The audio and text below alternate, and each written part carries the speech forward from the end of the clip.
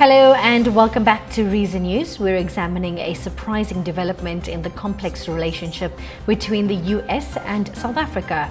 Afrikaner groups, including Solidarity and AfriForum, have made a significant request to President Donald Trump to fund an Afrikaner settlement in South Africa.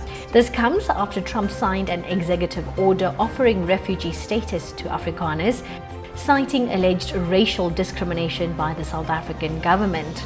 However, instead of accepting resettlement in the US, these groups have asked Trump to support their efforts to build a separate community within South Africa. I'll tell you who's part of the delegation. The Solidarity Movement's delegation is led by the chairperson, a flip base.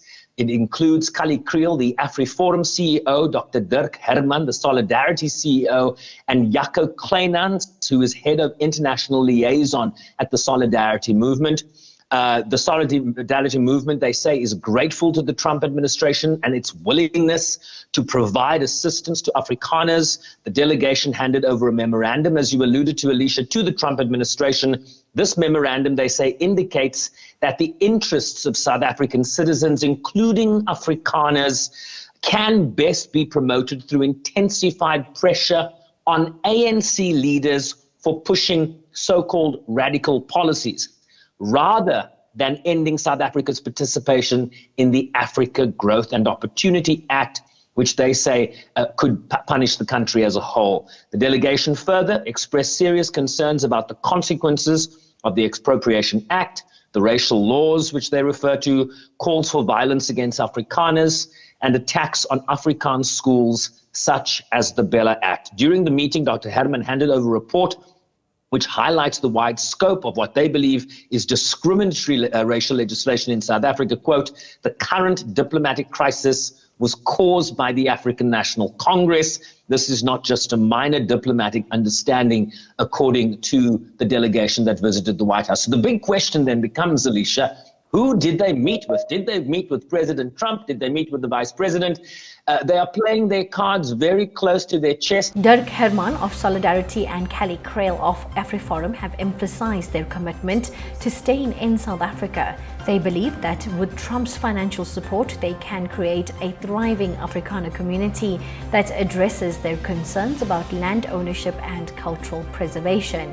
This request highlights the complexities of South Africa's post-apartheid era. While the South African government denies any racial discrimination, Afrikaner groups argue that policies like the Land Expropriation Act unfairly target them. Trump's involvement has polarized the debate, with some viewing his actions as an attempt to intervene in South Africa's internal affairs. The international community is watching this development closely. Critics argue that Trump's action could exacerbate tensions and undermine efforts to address historical injustices in South Africa. Others see it as a strategic move to influence global politics and reshape alliances. The request by Solidarity and AfriForum for Trump to fund an Afrikaner settlement marks a new chapter in this contentious saga.